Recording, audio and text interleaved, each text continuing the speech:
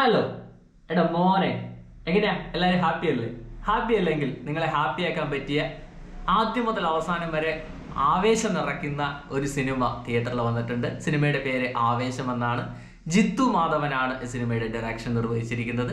രോമാഞ്ചം, guppy ഒക്കെ തുടങ്ങിയുള്ള hit സിനിമകൾ സമ്മാനിച്ച വ്യക്തിയാണ്. അദ്ദേഹത്തിൻ്റെ ഏറ്റവും പുതിയ സിനിമയാണ് ആവേശം. അദ്ദേഹം ആണ് ഡയറക്ഷൻ. ഫഹദ് ഫാസിലും പിന്നെ 3 പിള്ളേരും, അതാണ് ഇതിലെ പ്രധാന ആകർഷണം.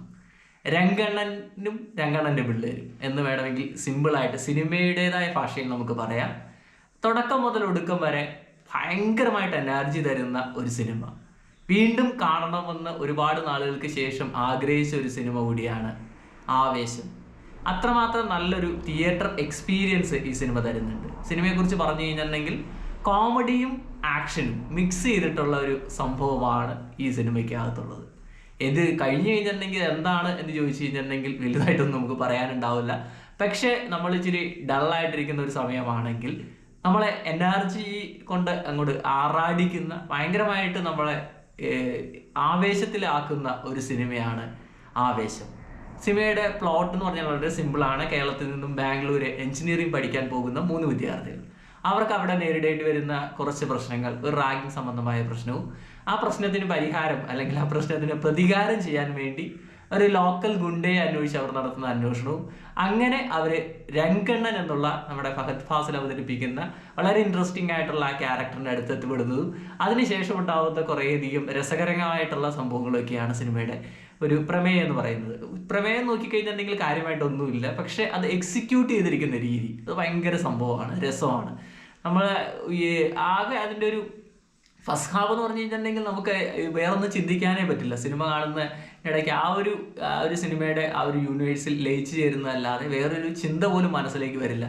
അത്രമാത്രം നമ്മളെ എൻഗേജ് ചെയ്യുന്ന രീതിയിലാണ് അവരത് എക്സിക്യൂട്ട് ചെയ്തിരിക്കുന്നത്. കോമഡി സീൻസ് ആണെങ്കിലും ഫൈറ്റ് സീനുകളാണെങ്കിലും വളരെ നല്ല ഫൈറ്റ് കൊറിയോഗ്രാഫിയാണ്. എനിക്ക് ഏറ്റവും ഇഷ്ടപ്പെട്ടത് ഫൈറ്റാണ്. ഭയങ്കര രസകരമായിട്ട് ചെയ്തിട്ടുണ്ട്. കിക്കാണെങ്കിലും ഒരു വളരെ നഞ്ചപ്പ എന്ന് പറയുന്ന ഒരു ക്യാരക്ടർ ഉണ്ട്. വയസ്സനായിട്ടുള്ള ക്യാരക്ടറാണ്. അയാൾ രംഗണ്ണൻ്റെ കൂടെ നടക്കുന്ന ഒരാളാണ്. അയാളുടെ അടുത്തുനിന്ന് അത്രയും ഭയങ്കര രസകരമായിട്ടുള്ളൊരു ഫൈറ്റ് നമ്മൾ ഒരിക്കലും പ്രതീക്ഷിക്കില്ല. അപ്പോൾ ഭയങ്കര നല്ല രസമുള്ള ഫൈറ്റാണ്. അതുപോലെ തന്നെ കോമഡി സീനുകളാണെങ്കിലും ആവേശത്തിൻ്റെ രോമാഞ്ചത്തിൻ്റെ ആ ഒരു മെത്തേഡിൽ തന്നെയാണ് ഈ സിനിമ പോകുന്നത്. അപ്പോൾ നിങ്ങൾ കണ്ടിട്ടില്ലെങ്കിൽ കണ്ടു നോക്കുക. ഒരു ഗ്യാങ്സ്റ്ററിൻ്റെ സ്പൂഫ് എന്ന് വേണമെങ്കിൽ നമുക്ക് പറയാം. അതേസമയം ഭയങ്കര രസകരമായിട്ടുള്ള ആക്ഷൻ രംഗങ്ങളുണ്ട്. നമുക്ക് എൻജോയ് ചെയ്യുന്ന തരത്തിലുള്ള ബ്യൂട്ടിഫുൾ ആയിട്ടുള്ള ആക്ഷൻ രംഗങ്ങളുണ്ട്. സിനിമയുടെ ഏറ്റവും വലിയ പ്രത്യേകത ഇതിൽ പ്രണയമില്ല എന്നുള്ളതാണ്. ലേഡി ക്യാരക്ടേഴ്സിന് വലിയ റോളൊന്നും ഈ സിനിമയിലില്ല. ഒരു ചെറിയ പ്ലോട്ടിനെ എടുത്ത് കഴിഞ്ഞിട്ട് അതിങ്ങനെ വികസിപ്പിച്ചു കൊണ്ടുവന്നു കഴിഞ്ഞിട്ട് എല്ലാവർക്കും ഇഷ്ടപ്പെടുന്ന രീതിയിൽ, എല്ലാവരെയും ഭയങ്കരമായിട്ട് ത്രില്ലടിപ്പിക്കുന്ന രീതിയിൽ അവർ എക്സിക്യൂട്ട് ചെയ്തിട്ടുണ്ട്. രംഗണ്ണനും രംഗണ്ണൻ്റെ പിള്ളേരും, അത് സംഭവം നമ്മൾ പറഞ്ഞറിയിക്കേണ്ടതല്ല, കണ്ടറിയേണ്ടതാണ്, അനുഭവിച്ചറിയേണ്ടതാണ്. അത് തിയേറ്ററിൽ നിന്ന് തന്നെ അനുഭവിച്ചറിയണം. ആ സിനിമയുടെ ഓരോ പാട്ടുകളാണെങ്കിലും ബാക്ക്ഗ്രൗണ്ട് സ്കോർ ആണെങ്കിലും സുഷിൻ ശ്യാമന് പ്രത്യേകമായിട്ടുള്ളൊരു കയ്യടി അർഹിക്കുന്നുണ്ട്. ആ സിനിമയ്ക്ക് അത്രയും എനർജി നൽകുന്നതിൽ അതിൻ്റെ ബാക്ക്ഗ്രൗണ്ട് സ്കോറിനും അതിൻ്റെ പാട്ടുകൾക്കെല്ലാം വലിയ പങ്കുണ്ട്. ഇനി അതിൻ്റെ മെയിൻ അട്രാക്ഷൻ എന്ന് പറഞ്ഞു കഴിഞ്ഞിട്ടുണ്ടെങ്കിൽ ഫഫ എന്ന് വിളിപ്പേരുള്ള നമ്മുടെ ഫഹദ് ഫാസിൽ തന്നെയാണ്. ഫഹദ് ഫാസിലിൻ്റെ ഒരു പെർഫോമൻസ്, നമ്മളുടെ ട്രാൻസ്, അതുപോലെ തന്നെ ഷമ്മി ആയിട്ടുള്ള ക്യാരക്ടർ, ആ ഒരു ക്യാരക്ടറിൻ്റെയൊക്കെ ഒരു റിസംബ്ലൻസ് പല സ്ഥലത്തും നമുക്ക് ഇതിൽ കാണാൻ സാധിക്കും. അത്തരത്തിലുള്ള വളരെ ഒരു ഉന്മാദ ഭാവമുള്ള ഒരു ക്യാരക്ടർ നമ്മളെ കാണുമ്പോൾ തന്നെ നമ്മളിങ്ങനെ എന്താ പറയുക, പൊരിപ്പൊരിപ്പുള്ളൊരു മനുഷ്യൻ എന്നൊക്കെ പറയില്ലേ, ആ രീതിയിലുള്ള ഭയങ്കര രസകരമായിട്ടുള്ള ഒരു മനുഷ്യൻ. ആ ഒരു ക്യാരക്ടറിനെ അവതരിപ്പിക്കാൻ മലയാള സിനിമയിൽ വേറെ ആർക്കെങ്കിലും കഴിയുമോ എന്നുള്ള കാര്യത്തിൽ ഒരു സംശയമുണ്ട്. കാരണം ഒരു എക്സ്ട്രാ ഓർഡിനറി ആയിട്ടുള്ള ഒരു മനുഷ്യനായിട്ട് ട്രാൻസ്ഫോം ചെയ്യാൻ ഈ ഫഹദിനുള്ളൊരു കഴിവ് അത് ഭയങ്കര പ്രശംസനീയമാണ്.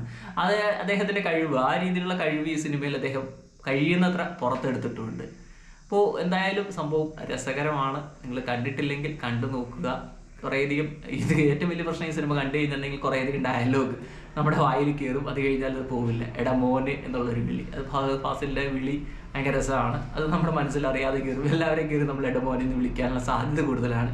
പിന്നെ ഹാപ്പി അല്ലേ, അങ്ങനെയുള്ള കുറച്ച് കാര്യങ്ങൾ ഇതിൽ രസകരമായിട്ടുണ്ട്. ഇപ്പോൾ സിനിമ കഴിഞ്ഞു കഴിഞ്ഞാൽ നമ്മുടെ മനസ്സിൽ തങ്ങി നിൽക്കുന്ന കുറേ കാര്യങ്ങൾ ഈ സിനിമ സമ്മാനിക്കുന്നുണ്ട്. ഇതിൽ ഭയങ്കരമായിട്ടുള്ള രാഷ്ട്രീയമോ അല്ലെങ്കിൽ ലോജിക്കൊക്കെ തിരഞ്ഞു പോയി കഴിഞ്ഞിട്ടുണ്ടെങ്കിൽ ഒന്നും ഉണ്ടാവില്ല. പക്ഷെ പക്ക എൻ്റർടൈനറാണ്. നമ്മൾ ഒരു 2.5 മണിക്കൂർ അവിടെ എൻജോയ് ചെയ്ത് ഇരിക്കാൻ പറ്റിയൊരു സാധനം, എല്ലാം മറന്ന് എൻജോയ് ചെയ്യാൻ പറ്റിയൊരു സാധനം, അത്രയും മാത്രം പ്രതീക്ഷിച്ച് പോയാൽ മതി. അങ്ങനെയാണെങ്കിൽ നിങ്ങൾക്ക് തീർച്ചയായിട്ടും ആവേശത്തിന് ടിക്കറ്റ് എടുക്കാം. ഒട്ടും നിങ്ങൾക്ക് നിരാശപ്പെടേണ്ടി വരില്ല.